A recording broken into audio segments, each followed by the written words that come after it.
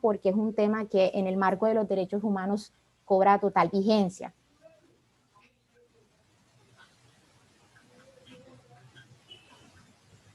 Hoy en día vale precisar que el tema tiene una vigencia interesante porque, entre otras cosas, ha suscitado un debate entre los profesionales del derecho público, precisamente por esas dos posiciones antagónicas que marcan las discusiones. Por lo menos entre los constitucionalistas vale resaltar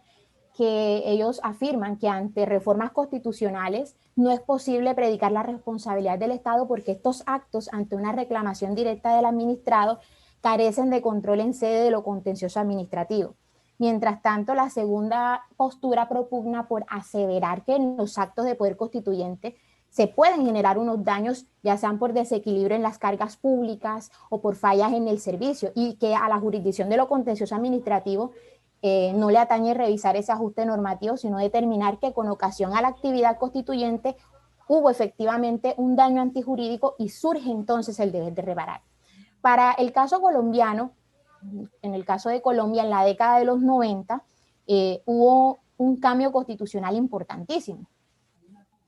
¿Y eso por qué ocurrió? Gracias a una Asamblea Nacional Constituyente, que objetivamente vulneró el texto constitucional en el año 1886, porque ese mecanismo específicamente no se encontraba consagrado en su capítulo de reforma, tal y como se proyecta en la diapositiva, pues se especifica que la Constitución del 86 podía ser reformada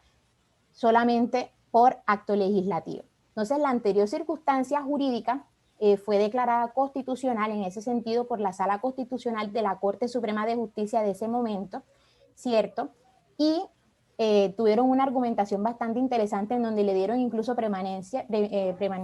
a lo que tiene que ver con las fuentes materiales del derecho. Entonces, en ese sentido,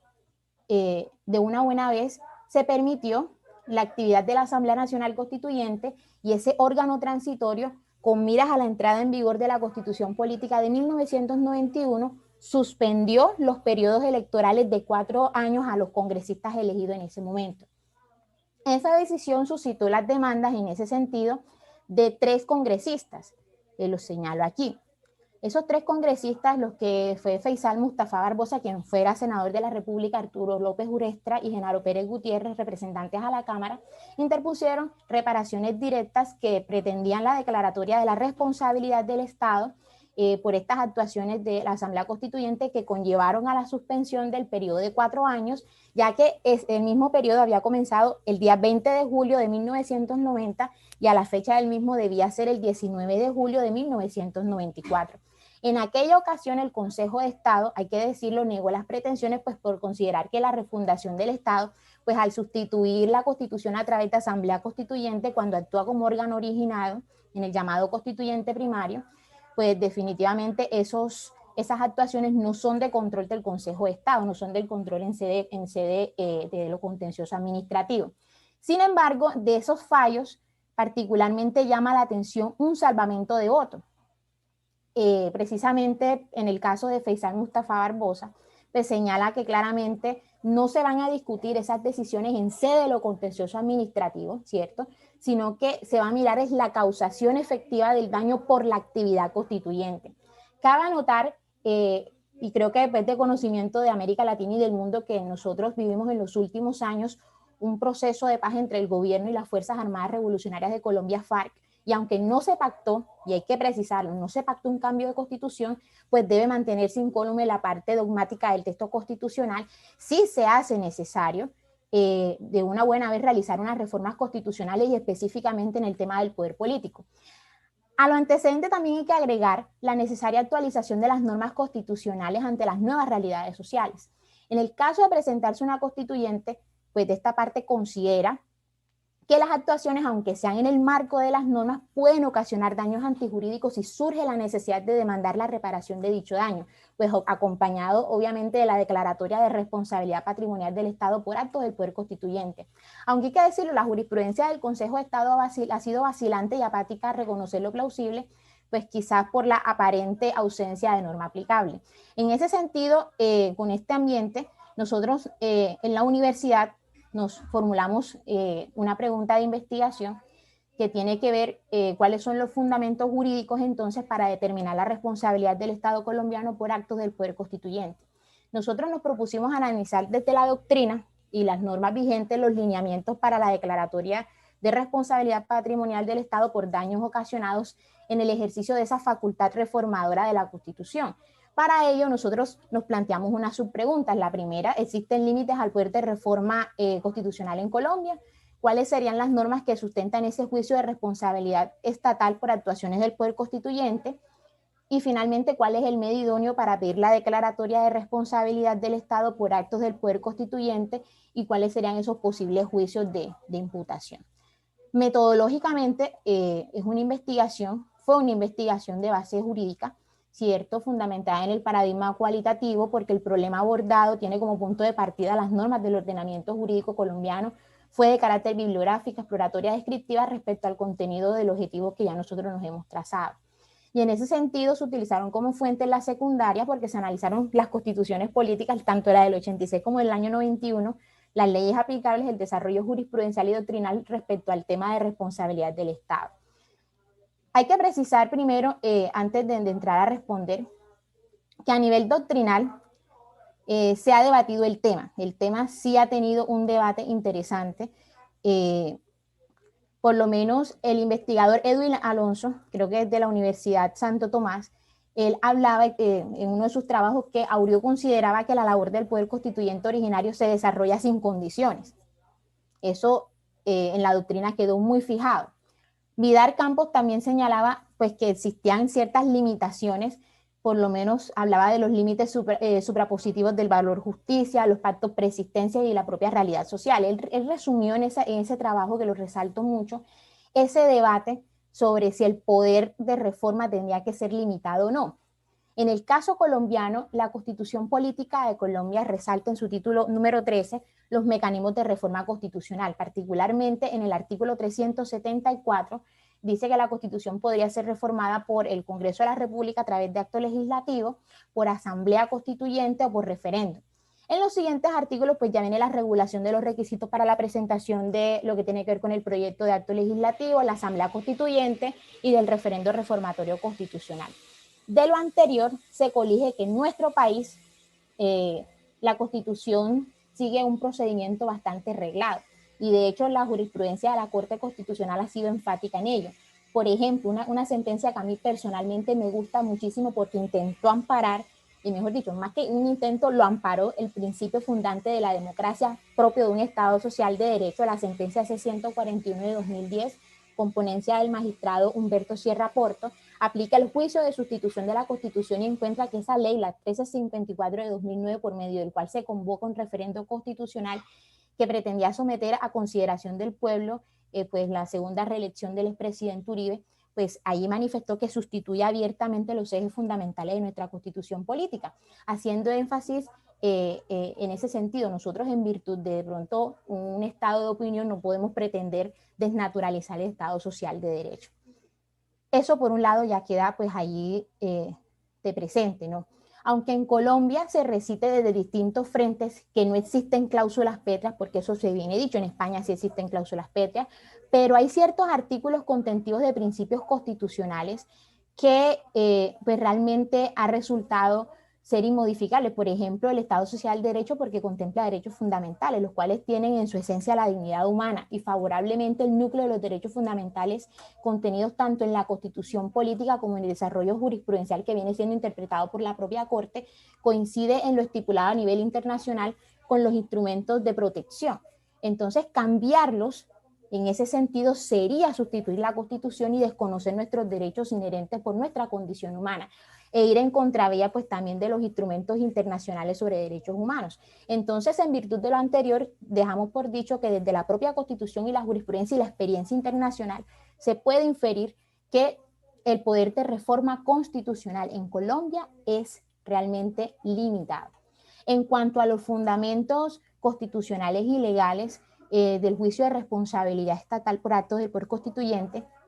el Consejo de Estado, luego de los casos de los excongresistas que hemos señalado, no ha proferido sentencia, hay que decirlo, donde ofrezca unos pincelazos teóricos y jurídicos sobre la responsabilidad patrimonial del Estado por actos del poder de reforma. Pero entonces resulta que en un hipotético caso que un ciudadano considere que por la actividad del poder constituyente se le ha infligido un daño antijurídico, el Consejo de Estado,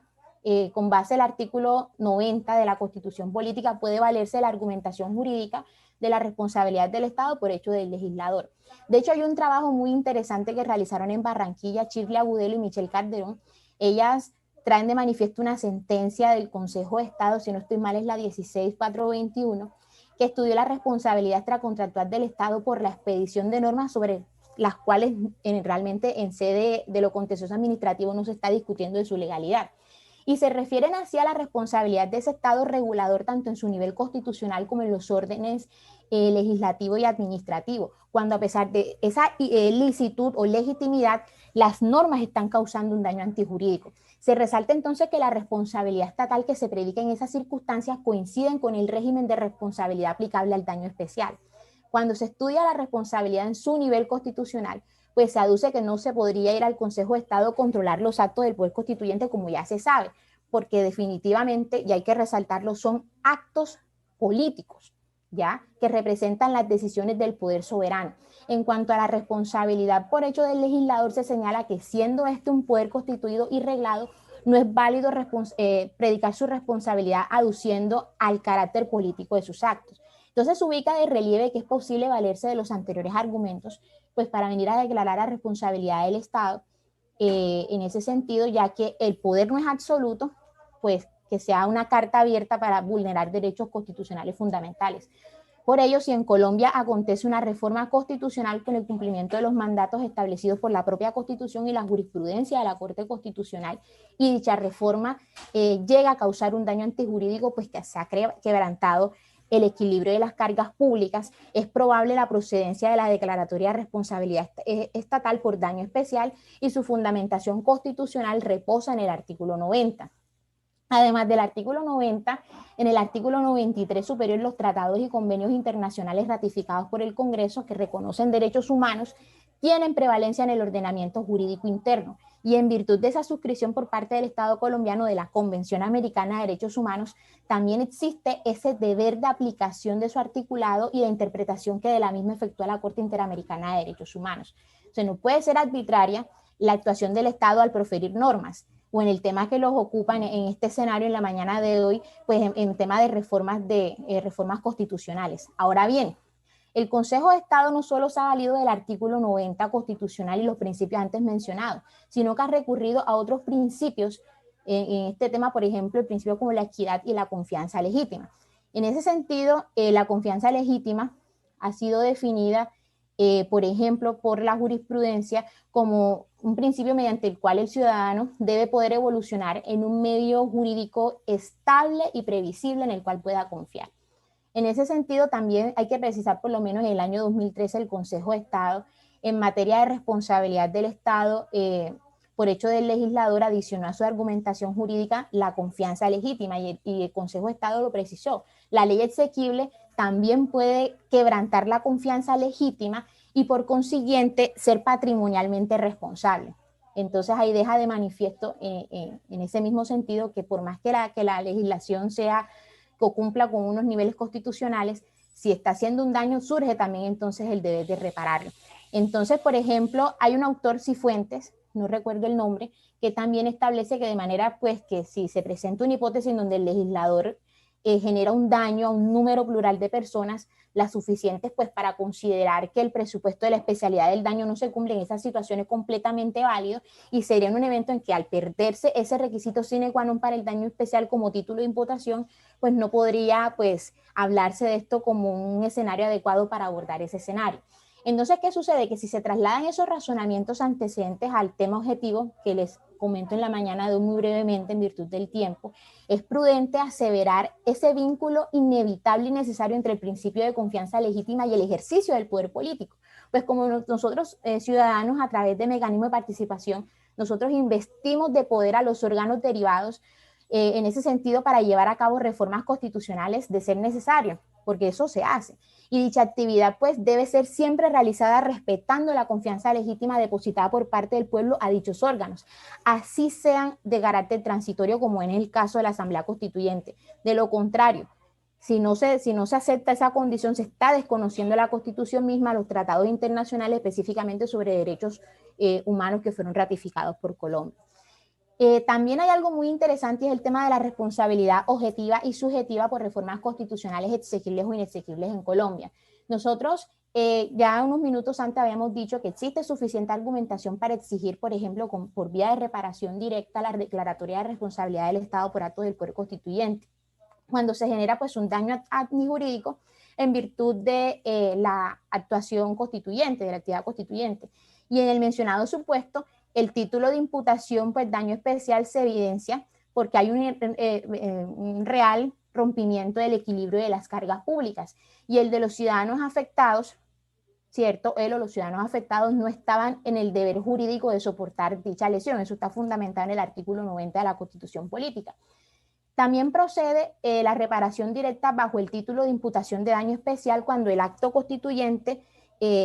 fue demandado, aprueba el examen de constitucionalidad que necesariamente efectúa la Corte. Sin embargo, aquí surge un tema bastante interesante, estimado público, y es cuando ese acto de reforma constitucional fue declarado inexequible. Es decir, el título de imputación anteriormente, pues veníamos hablando del daño especial, pero ya cuando se declara inexequible el título de imputación cambia. Si el acto de reforma constitucional no aprueba el examen de la Honorable Corte Constitucional es porque hubo una violación a los procedimientos contemplados en la propia Constitución, sobrepasó los límites competenciales. Por lo tanto, allí también surge el deber de reparar el daño antijurídico, en ese caso por la inconstitucionalidad del acto de reforma. La doctrina nos ha recordado, de hecho en el abordaje bibliográfico que se hizo en su momento, nos recuerda que la jurisprudencia del Consejo de Estado en reiteradas ocasiones ha expuesto que a tratar la falla de servicio por hecho del legislador. Pues se señala que no hay lugar a distinguir entre la inexequibilidad por vicios de fondo procedimiento, pero sí advierte que en cualquiera de los dos eventos el legislador no cumplió con su deber al vulnerar el ordenamiento supralegal y desconocer principios o preceptos de carácter constitucional. Entonces, si hay una reforma constitucional y se declara inexequible por vicios formales o por hacer efectivamente sustitución de la Constitución y de ella se deriva un daño antijurídico, la responsabilidad patrimonial es atribuible por el de reforma en representación del Estado. Cuando hay una autoridad pública que vulnera o desconoce una obligación que la propia Constitución le impone, incurre en ese sentido en falla del servicio. Al expedirse una norma de reforma constitucional que resulte inexequible, es evidente la falla en cuanto al sometimiento a la propia Constitución. Entonces también pues queda muy claro en ese sentido que en ese caso que la norma se declare inexequible, pues el título de imputación cambia y sería falla en el servicio. Entonces es importante señalar en este escenario que en la demanda no basta la declaratoria de inexequibilidad del acto constituyente por parte de la Corte Constitucional, sino que debe acreditarse, obviamente, el daño antijurídico que obliga a reparar. Y obviamente también es importante señalar el nexo causal entre la norma declarada inconstitucional y efectivamente el daño. En cuanto a los medios de control, ya para terminar, en cuanto a los medios de control en ese sentido, ante el rompimiento de las cargas públicas y generación de un daño antijurídico por parte del Poder Constituyente, bien sea originario o derivado, el medio de control para pretender el establecimiento de la responsabilidad patrimonial del Estado e indemnización para ello es la reparación directa. Si la memoria no me falla, está contemplada en el artículo 140 de la Ley 1437 de 2011, o el famoso CEPACA, en esos términos. Entonces se erige también en la reparación directa como un medio de control que es idóneo para solicitar la declaratoria de responsabilidad del Estado por la actividad constituyente, puesto que los actos de poder de reforma en ese sentido son resultado de una actividad propia del Estado y tienen como particularidades la impersonalidad y la generalidad, o sea, goza del efecto erga omnes y por lo tanto, de acuerdo a lo ya considerado, dichas actuaciones están sometidas por parte de la Corte Constitucional, sometidas a revisión. Antes de las escasas discusiones teóricas, hay que precisar sobre responsabilidad del Estado por actos del Poder Constituyente. Se había analizado desde la doctrina y la jurisprudencia la procedencia de la reparación directa ante daños antijurídicos que fueron ocasionados por la actividad legislativa y no de otros medios de control como nulidad y restablecimiento del derecho. En ese sentido, llamo la atención a lo que dice Wilson Ruiz en su texto sobre responsabilidad del Estado, en cuanto dice que en cuanto a la responsabilidad originada no por normas, sino por actos administrativos, como lo dispuso en su momento la Ley 1437 de 2011, es la acción de nulidad y restablecimiento del derecho, que es el mecanismo idóneo para atacar los actos administrativos que causen daño a las personas. Pero también trae a colación una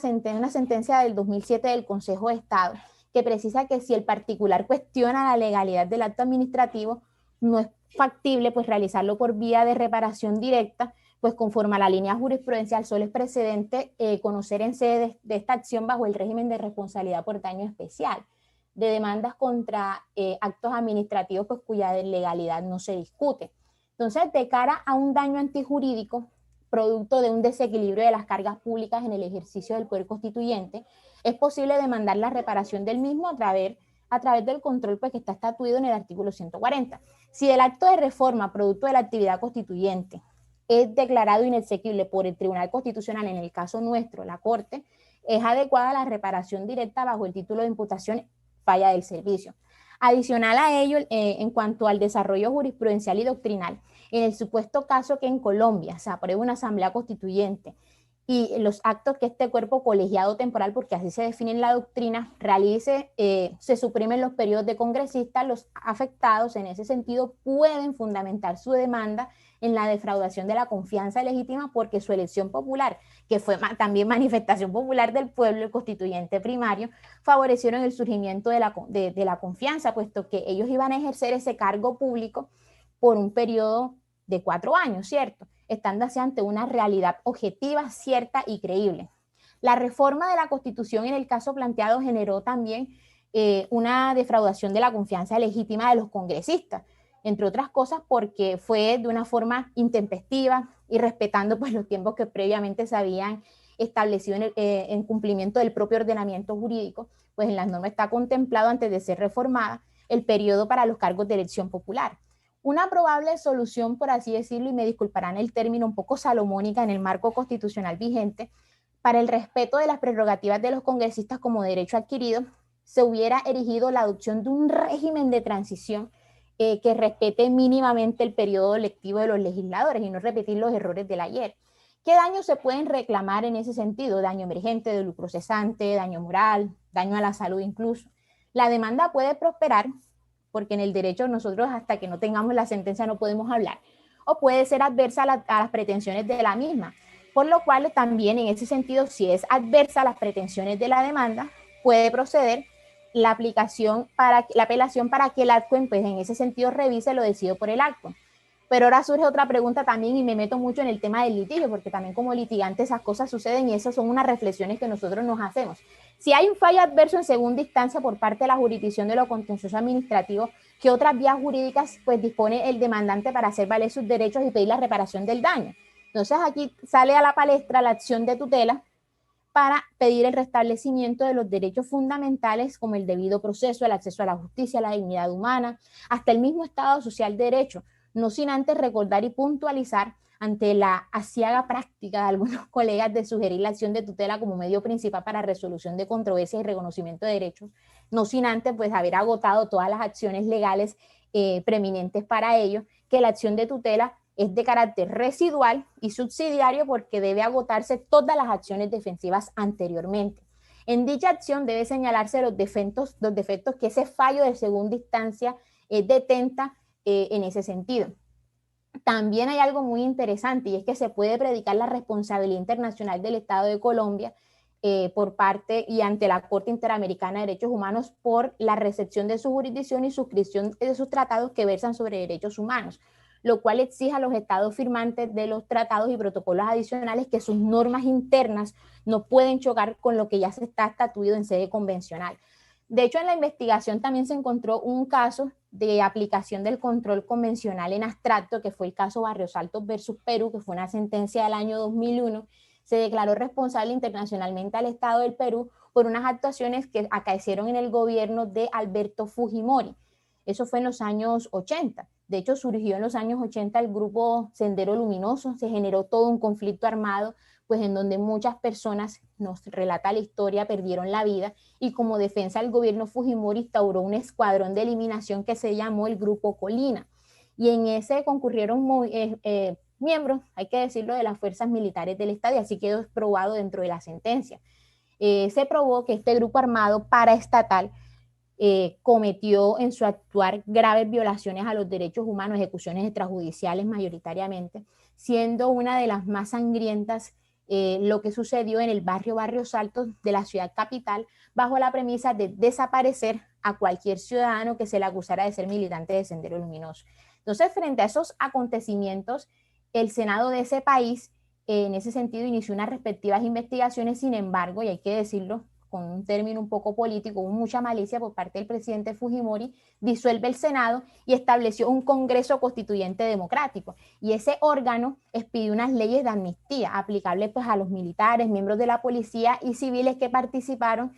en esos actos que después quedó establecido que vulneraron derechos humanos entre los años 1980 y 1985, ignorando el horror de las masacres, aunque para la ciudadanía eso era un secreto a voces. También la Corte Interamericana de Derechos Humanos, en ese fallo, basada en la cláusula Marten como fuente de derecho internacional, determinó la responsabilidad internacional del Estado peruano por las actuaciones del poder constituyente. Y es que ningún Estado puede estar por encima del derecho. Y eso fue una argumentación fundamental. Y también agregaba que las normas tienen por destinatarios últimos los seres humanos. Esos desarrollos contemporáneos del derecho, de la responsabilidad internacional del Estado, del derecho penal internacional, apuntan efectivamente a que prevalezca el derecho y por lo tanto el Estado no puede ir por encima de las personas. Entonces, también hay que decir, se ha insistido desde la doctrina y la propia jurisprudencia de la Corte Interamericana de Derechos Humanos, que como consecuencia de esa recepción del Pacto de San José de Costa Rica, que es el principal instrumento del sistema interamericano de derechos humanos por parte del Estado colombiano, que existe el deber aplicar el control de convencionalidad en casos concretos. Entonces, también la investigación se convierte en un llamado desde la academia y también para el propio Estado, que debemos someternos también a lo que está normado en la comunidad internacional. Por lo menos hay que buscar la protección del núcleo esencial de los derechos humanos y evitar expedir leyes o reformar la Constitución desconociendo que más allá de que hay una normatividad interna, también hay una normatividad internacional. Por lo menos en el caso de nosotros, aparte de toda esta parte internacional, tenemos la Convención Americana de Derechos Humanos. Entonces nosotros, en ese sentido, ¿qué podemos concluir de nuestra investigación? Nosotros podemos concluir, en primera medida, que el poder de reforma en Colombia tiene límites. Se encuentra la propia Constitución política, la jurisprudencia de la Corte Constitucional y los tratados internacionales sobre derechos humanos suscritos por el Estado. La fundamentación normativa de la responsabilidad del Estado por hechos del poder constituyente es principalmente el artículo 90 de la Constitución política, los principios constitucionales de solidaridad e igualdad y los tratados internacionales sobre derechos humanos suscritos por el Estado colombiano. En materia de títulos de imputación procedentes en materia de responsabilidad del Estado por actuaciones del Poder Constituyente son el daño especial para responsabilidad objetiva, cuando la actuación es conforme a la Constitución, a los tratados internacionales ratificados por Colombia y la Corte Constitucional